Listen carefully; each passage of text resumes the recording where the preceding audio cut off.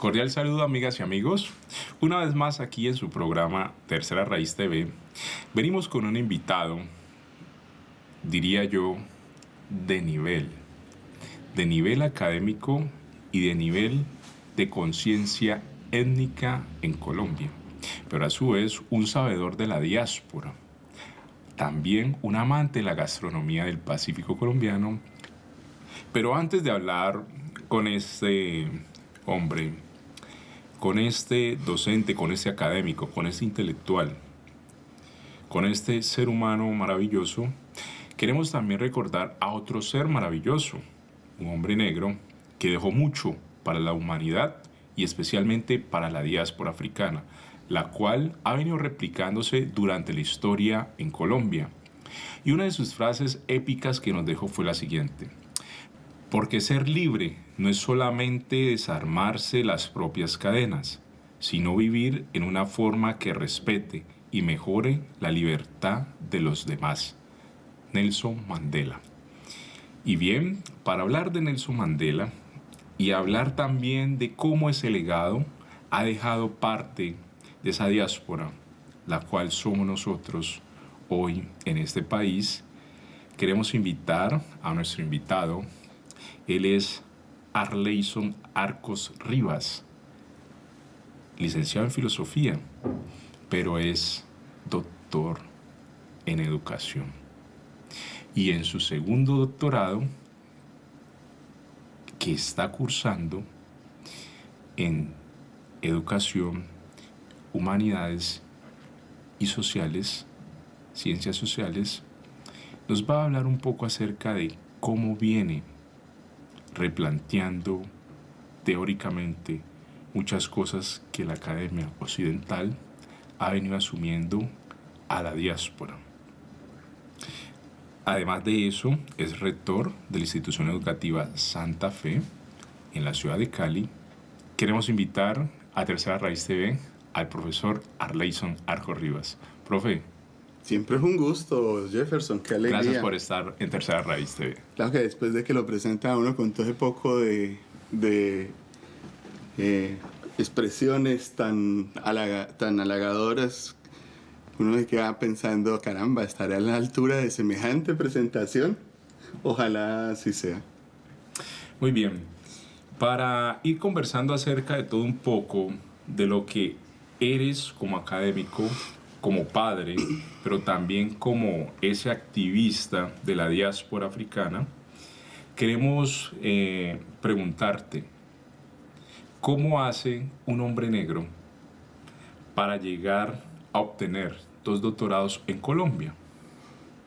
Pues diríamos, si bien hoy todavía en el país persisten situaciones que imposibilitan el que muchas de las personas que desean acceder a este tipo de formación lo puedan hacer con libertad, pues condicionamientos asociados al territorio, asociados a la disponibilidad de recursos, asociados a la inexistencia de becas muchas veces, no es un imposible. Sin embargo, cuando digo no es un imposible, no quiero decir mi caso es único y allá los demás que no han podido, no. Sí. No es un imposible por el hecho de que, pese a que venimos de hogares bastante precarios, en el caso mío, un hogar alimentado por una madre que se quedó soltera después de la muerte de mi papá, 7 hermanos, pobreza, pues esta mujer se metió en la cabeza que todos sus hijos tenían que estudiar. Sí.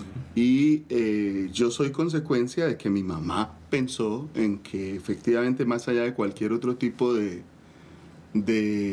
herencia o de riqueza, precisamente en donde ella consideraba que había que poner la insistencia y la fuerza en la formación de sus hijos y en el acompañamiento de sus hijos, pues fue en estudiar. Y yo le tomé la palabra, ¿cierto? Y efectivamente eso he hecho durante casi toda mi vida, estudiar. Bueno, profe, ¿cómo quisieras que te llamara? ¿Profe Arleyson o Arleyson? Arleyson, ese fue el nombre que doña Crucelina nos dio. Bien, pero también si tienes todos los honores para llamarte como doctor, ¿por qué no decirlo? Los títulos no son las personas, Jefferson. O sea, es muy importante que nuestra nuestra gente en particular acceda cada vez más a los altos niveles de formación.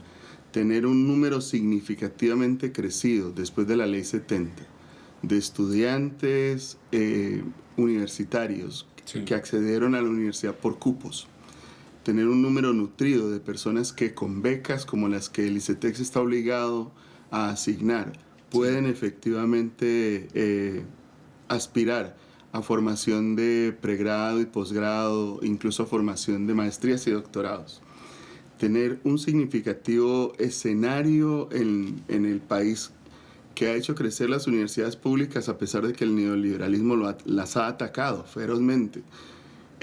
Pues abre posibilidades para que nuestra gente pueda ser llamada con honores doctor en un determinado momento, o magíster o especialista. Pero yo creo que a nosotros no se nos pueden confundir los títulos con lo que somos como seres humanos. Bello ese mensaje, mi querido, estimado y apreciado Arleyson. Y pues para mí usted seguirá siendo un doctor. Así no le guste, pero es un doctor.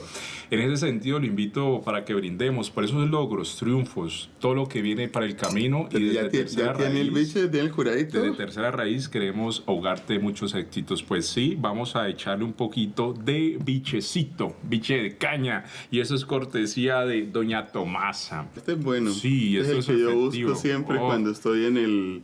¿El Petronio? En el Petronio. Ok, perfecto. Yo ahí lo cargo porque me gusta que se sienta esa caña. Tal cual. Bien, entonces, pues... Que sea un motivo. Que sea un motivo. Salud.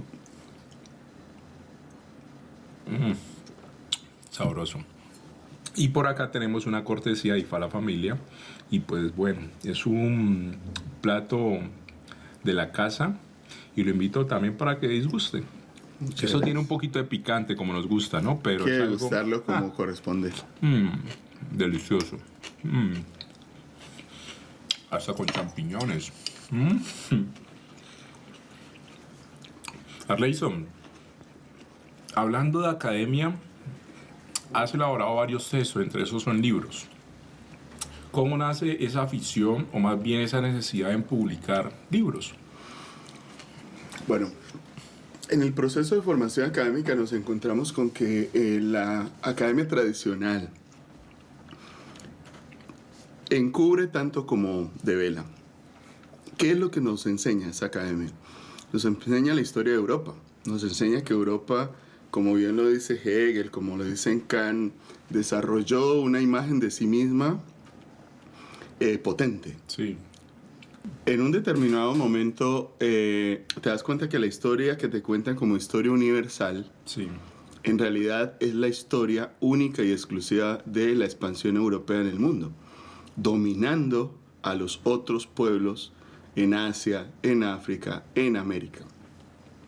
Cuando, como una persona que se dedica a leer estas cosas, a intentar entenderlas, cuando un académico, entre comillas, un intelectual, entre comillas, se advierte ese tipo de cosas y encuentra que la historia está contada desde otras fronteras y no desde la inclusión de sus particularidades, los pueblos que constituyen nuestra ancestría, las historias que constituyen nuestras experiencias, pues hay que empezar también a aportar para poder romper con esa tradición sesgada, con esa tradición domesticada del conocimiento, y hay que generar, como dicen Jorge García, como dice el maestro Santiago Arboleda, hay que generar suficiencias íntimas que produzcan una cierta ruptura epistémica, cimarronaje epistémico, lo menciona Jorge. Arleyson, en esa misma dirección y buscando un poco también conectar desde lo académico, pero en esta vez desde la secundaria, ¿cómo llega Arleyson Arcos Rivas a ser rector de una institución educativa en Santiago de Cali? Okay. Y además de eso, pública. Yo he sido maestro toda mi vida. De hecho, en la primera parte de mi vida yo fui misionero de Yarumal, esa cara de sacerdote. Para allá vamos. De santo casi. Ya me pueden beatificar, yo creo. Bien, pero también se acerca un poco a lo que pensaba en un momento Marcus Garvey, ¿no? Y te decía, hoy tu estética se acerca un poco a la de Marcus Garvey. Buena parte de las transiciones han estado marcadas por esa experiencia de haber sido misionero, es decir, de haber entendido en un determinado momento que había formas formas proféticas, liberadoras, Sí. de acompañar a pueblos, de acompañar a nuestras comunidades, como lo aprendí en el seminario, precisamente leyendo a los expertos y a los teóricos de la teología de la liberación, Sí. algunos de ellos que ya empezaban a escribir teologías nacidas en África, si bien en diálogo y en el contexto, diríamos, cristiano, intentando entender la significación de la presencia, diríamos, de lo sagrado cristiano en África. Sí. Entonces, a partir de ahí empieza también toda una transformación. Finalmente, decidí no ser sacerdote, pero sí me quedo de esa experiencia la idea de dónde puedo servir más, dónde puedo servir mejor. Y eso me llevó a pensar en que en el sector de las ONG había una alternativa, diríamos, de acompañamiento a comunidades, y más adelante, cuando las ONG entran en crisis, pues advierto que habiendo sido maestro buena parte de mi vida trabajando en las ONG, habiendo acompañado proyectos de investigación y educación, pues el entorno educativo era la alternativa, diríamos, sensata, no solamente por un tema laboral o económico, sino además por el impacto que tienes de manera directa sobre, en el caso de la Santa Fe, la institución que yo acompaño, son 1.800 personas que de manera directa están siendo tocadas, permeadas, transformadas por procesos educativos que tú lideras o que acompañas o que orientas. Eso me convenció de que la rectoría era un escenario de trabajo incluso mucho más ambicioso y significativo que la universidad. Yo renuncié a la universidad, a la docencia universitaria, Docente, al menos por un tiempo. Después de que me jubile, me pensione, de pronto miramos. Pero por ahora mi dedicación exclusiva es a la institución educativa, precisamente por eso, porque es una oportunidad maravillosa de impactar y transformar proyectos humanos muy específicos de niñas y niños de 5 años, de jóvenes, de adolescentes, de adultos. Nosotros tenemos tercera jornada, por ejemplo, con adultos, y es si bien es verdad, lo público tiene unas limitaciones muy fuertes para poder encarnar un proyecto político y social transformador, pues desde el aula lo acompañamos, desde la rectoría lo acompañamos. Es misionero, que entra a generar una gran preocupación desde lo social, desde lo comunitario, pero además de eso es un maestrado en ciencia política. ¿Cómo incide Arleyson para entender que lo suyo no es ser misionero, sino estar desde acá, de donde estamos prácticamente los que no pertenecemos a Occidente? Precisamente la ruta personal fue esa. No hacer un corte, una separación entre la formación a la cual había accedido y la vida o las prácticas que acompaño. De hecho, lo uno alimenta a lo otro. Si estudié en un determinado momento un doctorado en ciencias humanas y sociales, la pretensión era entender los problemas humanos y sociales, y para ese doctorado, por ejemplo, hemos estado trabajando largo tiempo la consolidación de una teoría política de la afrodescendencia, que nos enseñe un poco, que nos sitúe en 3 dinámicas. El salto que hay que dar en la configuración de una invención étnica. Nosotros no somos hijos de un pasado esclavizado, no somos hijos de una África miserable como la venden los europeos, somos hijos de pueblos que tenían una riqueza histórica, social, cultural, política, maravillosa, que además pensadores como Chanta Diop pudieron recuperar para decir, por ejemplo, que los egipcios no son diríamos, la antigüedad del mundo europeo, sino que son la presencia maravillosa del mundo africano, ¿cierto? Y de todas las potencialidades que ello implica. Ese ejercicio de invención étnica hace parte de esa teoría política de la afrodescendencia. Un segundo reto fuerte, diríamos, está asociado a la idea de romper con las imagologías, con las maneras casi fijas, esencializadas de presentarnos como inferiores, minusvalidos, y que están presentes en pensadores que uno diría, bueno, son pensadores ilustrados, deberían haber elaborado una filosofía más amable con el resto de los pueblos, y no lo hicieron.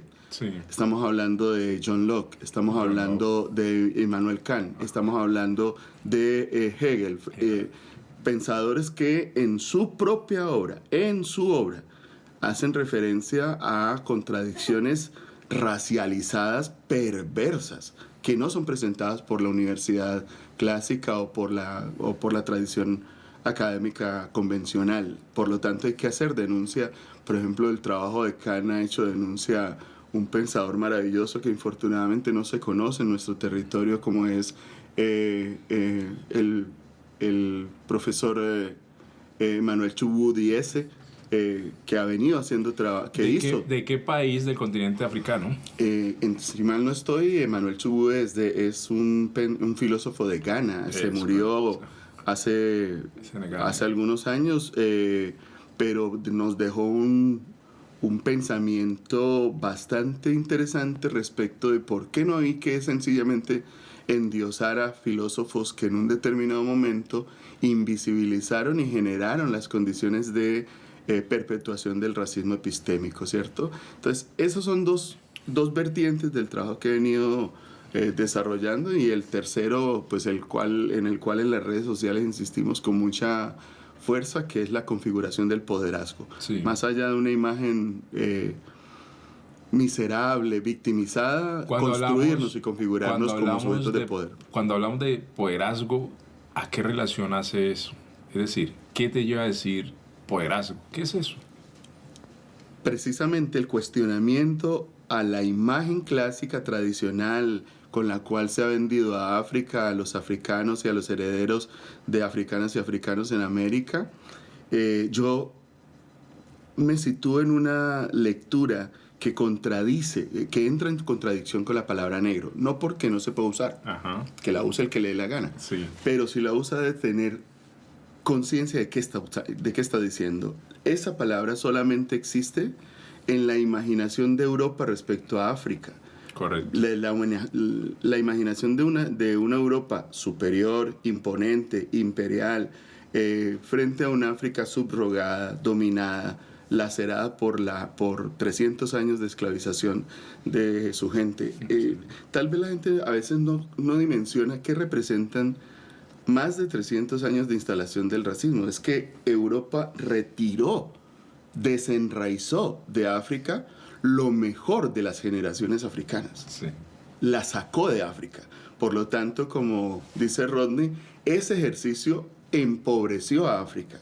Durante mucho tiempo, lo que hizo Europa fue tomar a las hijas y los hijos de África, trasladarlos, algunos a Europa, algunos a Asia, pero la gran mayoría de ellos hacia América, convertirlos en negros, sí, es decir, de Yoruba, bantúes, carabalíes, minas, los convirtieron en negros, en un instrumento de producción esclavizada.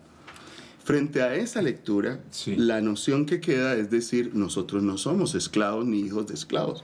Nosotros somos hijos e hijas de africanos dignos, con una historia propia que fue bloqueada y violentada por Europa. El poderazgo apunta hacia allá, al reconocimiento de lo que se es como hijos e hijas de africanos, no en una condición domesticada, en una condición inferior, sino en una condición precisamente de reconocimiento libertario.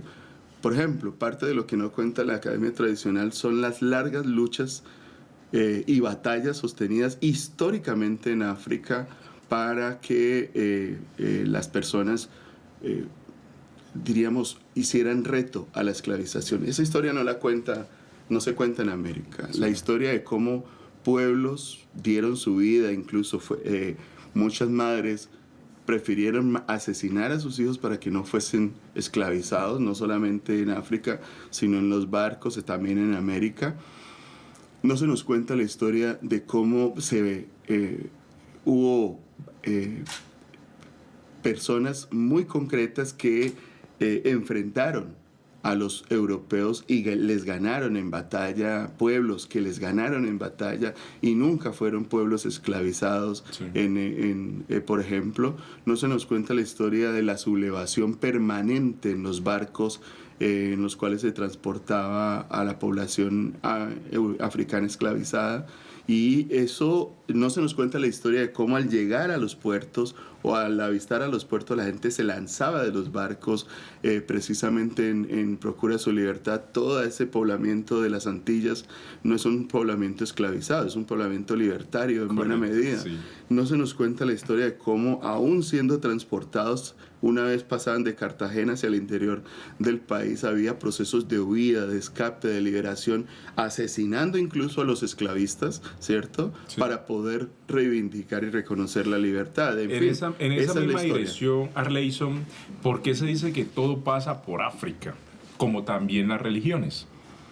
Bueno, pero esa es otra historia. Esa es la historia que nos ha invitado a leer el África mitocondrial, ¿no? El que África es cuna de la civilización, y entonces se la plantea como de manera perversa como la prehistoria de la civilización, no su historia. Al punto de que Hegel llega a decir que África no tiene historia y que quienes habitan en África no son hombres, son homúnculos parecidos a hombres. Lo cual ya es bastante diciente de cuál es la entronización del pensamiento europeo sobre el cual se construye la imagen de que todo va hacia África. Para los europeos todo empieza en África, pero se consolida en Europa.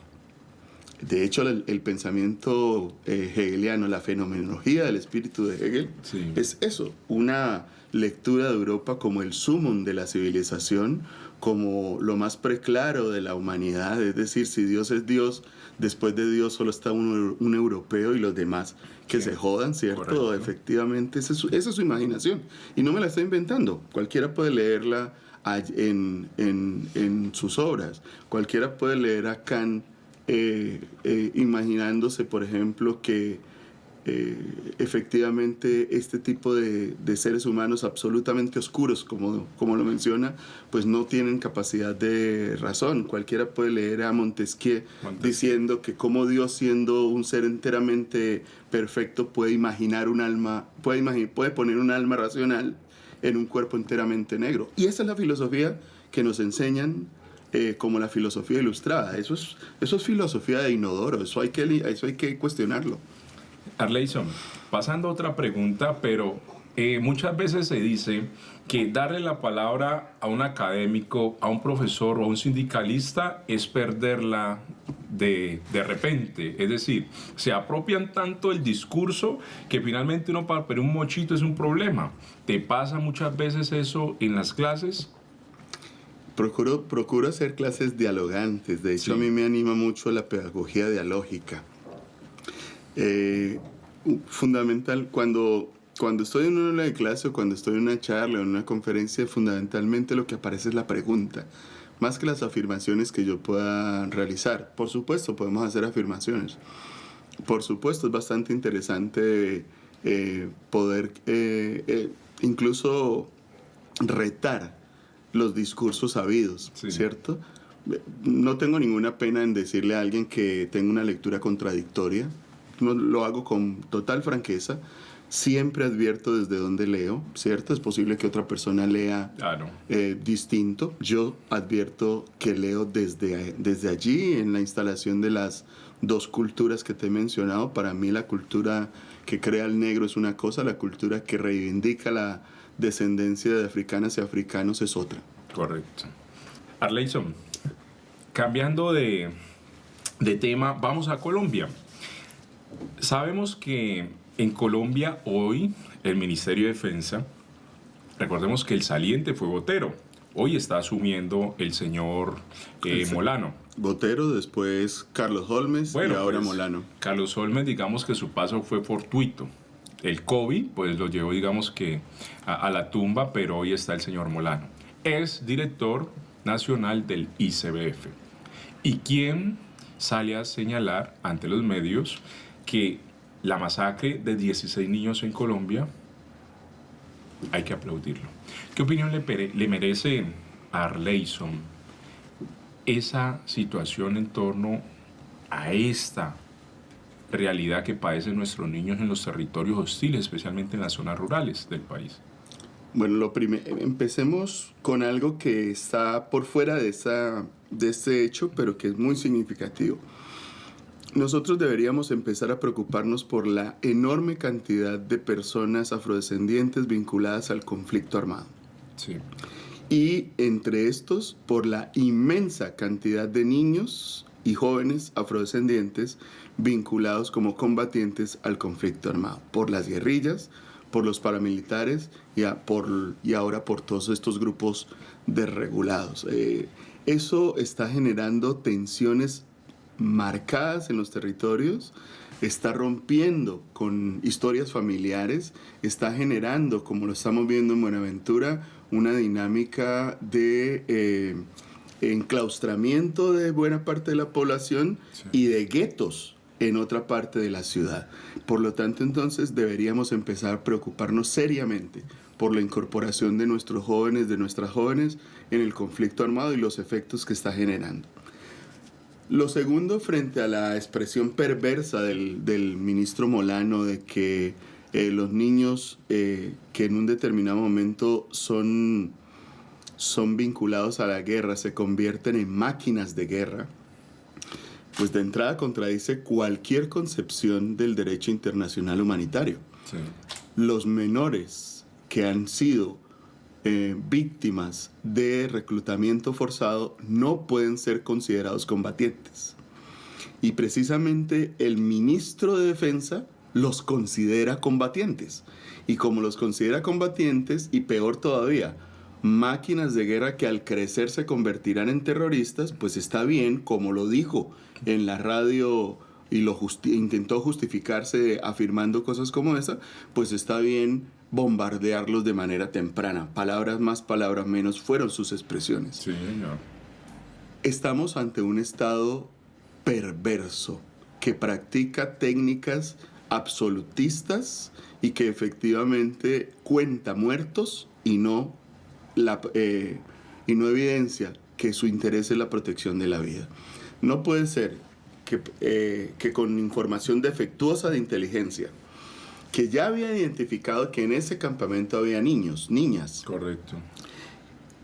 Que además decía que presumiblemente estaba el señor Gentil Duarte, contra quien iba ese bombardeo, según ha mencionado el ministro. Es decir, en Colombia se hacen bombardeos presumibles, ni siquiera sobre hechos confirmados, más falsos positivos. Correcto. En un país de falsos positivos. En esas circunstancias resultan bombardeados cerca de 16, 17 personas, varios de ellos infantes. Pues resulta tormentoso pensar que Colombia se ha acostumbrado, desde los tiempos del Mono Jojoy hasta acá, se ha acostumbrado a tirar 800, 1000 toneladas de explosivos, como si eso fuera el nuevo deporte nacional. Creo que ahí, como sociedad, deberíamos estar levantando airadamente nuestra voz y lo único que vemos es silencio. Pasa algo similar en Santiago de Cali, pero también cómo, digamos, explicarle a los televidentes la muerte de los 5 niños de Llano Verde, donde llegan a un territorio que no cuentan, digamos que con las condiciones socioeconómicas y del lugar para generar esas maneras de ver distinto y de cambiar, de transformar a estos niños, pero también, digamos, las miradas de los habitantes. Y pasa algo similar con una de las niñas que fue bombardeada al momento de querer ser matriculada por su propio profesor. Uh-huh. Es decir, ¿cómo hacer para cambiar estas realidades en estos territorios, tanto en las zonas urbanas como en las zonas rurales? Y cómo apropiarnos o llegarles más bien a esos niños y niñas, jóvenes, adolescentes, para que puedan concluir sus estudios satisfactoriamente.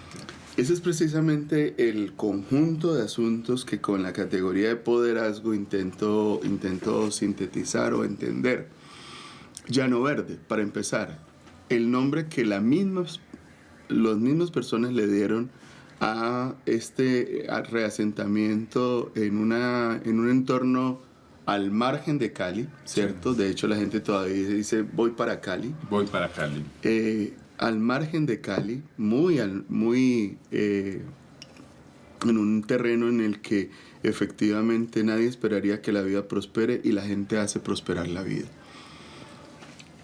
Crecen los negocios, crece el espíritu comunitario, crece el vínculo, crece el tejido social que la gente ha construido pese a venir de distintos territorios en donde habían sido víctimas de conflicto, habían sido víctimas de desplazamiento y de desarraigo.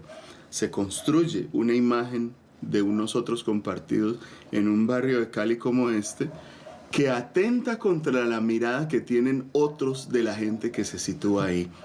Para muchos, los dueños de los cañaduzales, de los grandes negocios de la ciudad de Santiago de Cali, estos territorios, toda la franja de lo que se llama, de lo que suele ser conocido en Cali como el distrito de Agua Blanca, son leídos como si fueran otra Cali, una Cali indeseable, una Cali oscura, literalmente oscura. Sí. Es decir, una Cali afrodescendiente, ¿cierto? De gente con un color de piel distinto supuestamente al resto de la ciudad, al punto de que el exalcalde de Cali puede decir que en Cali tenemos 1 millón de negros. De negros. Dice él, tenemos. ¿Quiénes los tienen? Yo no soy su negro. Usted a mí no me tiene. Yo soy residente en Santiago de Cali. Mis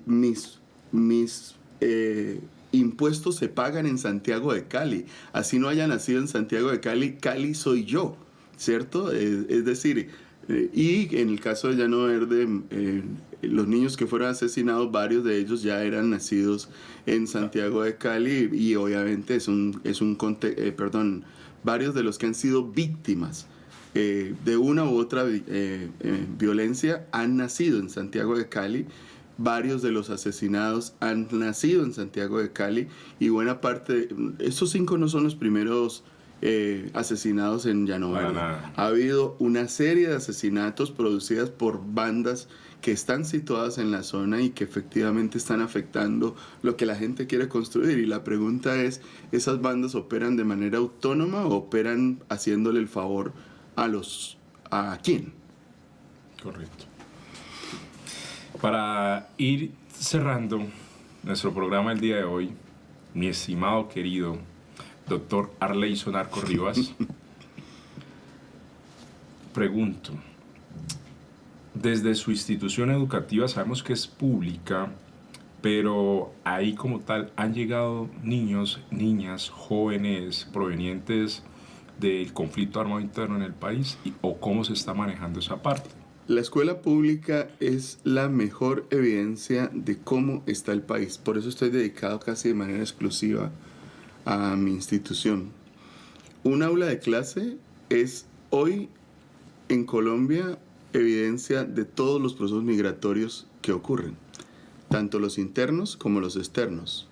Gente que viene del Pacífico, gente que viene del Caribe, gente que viene de distintas zonas, incluso de los llanos orientales, de distintas zonas en donde el conflicto hoy está generando muerte y dolor, pero también gente que viene de Venezuela, por ejemplo, y que está llegando a nuestras ciudades, en parte por las serias dificultades que aparentemente está viviendo este país. Sí. Yo no sé si son producto de la presencia del chavismo en el gobierno o de la presencia de antichavistas controlando otros procesos sociales. Es bastante complejo leer a Venezuela y leer lo que está ocurriendo en ese país.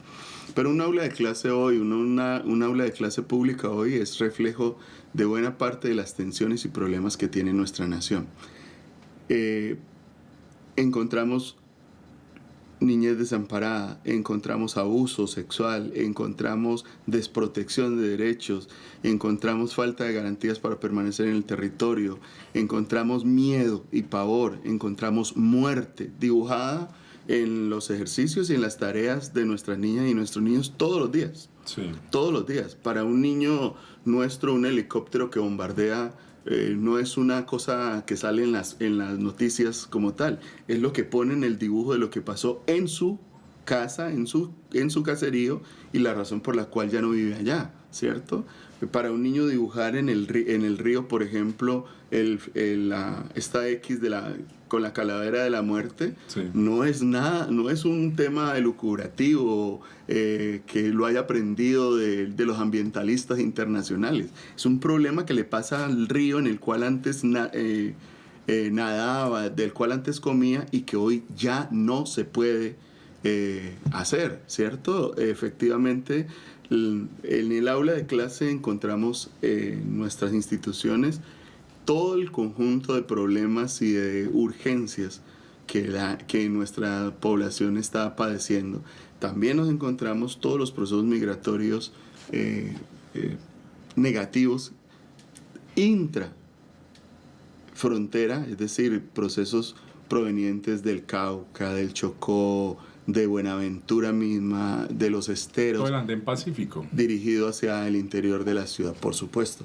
Entonces eso dibuja un escenario en el cual la escuela pública es importante. Correcto. En el cual los proyectos que se desarrollan y se concretan en las escuelas públicas deberían empezar a acompañar de mejor manera todo este conjunto de dinámicas sociales y políticas y económicas que padece nuestra gente e infortunadamente no suele ocurrir que desde el Estado se acompañe los propósitos que los maestros y las maestras tienen en el aula de clase. Cualquier maestro te diría que es al mismo tiempo psicólogo, trabajador social, asesor espiritual, etcétera, etcétera, incluso padre y madre de un niño en un determinado momento o de una niña en un determinado momento, y por supuesto no podemos cumplir todas esas tareas. Muy bien. Para cerrar, Arleyson, la persona que para ti es un referente en este país, ¿quién es? En este momento, la persona afrodescendiente que para mí es un referente es Francia Márquez. La razón, más allá de si Francia llega o no llega a ser presidenta de la República, si efectivamente esa candidatura tendrá una alta significación, la razón es que es una persona que viene desde abajo, que entendió que su papel no era quedarse quieta, neutral, pasiva, sino que con otras mujeres empezó un ejercicio, desde la balsa creo que empezó un ejercicio desde el Cauca hacia la visibilización de una problemática social y política en Bogotá. Correcto. Y a partir de allí el país ha venido a entender que las dinámicas que están ocurriendo en el territorio no son asuntos meramente marginales que hay que dejar al lado, sino que son asuntos que están poniendo en riesgo la vida, están poniendo en riesgo la seguridad de las personas, están poniendo en riesgo la existencia misma de los líderes y de las lideresas que están siendo atacadas y afectadas. Entonces a mí me parece que el trabajo de Francia, más allá de lo personal, ha sido un trabajo emblemático de decir que las y los afrodescendientes en el país estamos mamados de estar en silencio, estamos cansados de esperar y que efectivamente hay que levantar la voz y cada vez con más fuerza hasta que esa voz se vuelva puño. Bien, profe Arleyson Arco Rivas, o más bien doctor Arleyson. Para mí es un placer haber tenido, digamos que su compañía. Gracias por estar aquí, hombre. Hombre, muchísimas gracias por la invitación y efectivamente somos la tercera raíz. Es decir, América no sería América sin nosotras y nosotros. Una vez más, amigas y amigos, hemos llegado al cierre de su programa Tercera Raíz TV. Recordarles que hay que buscar el corazón desde la raíz. Hasta pronto.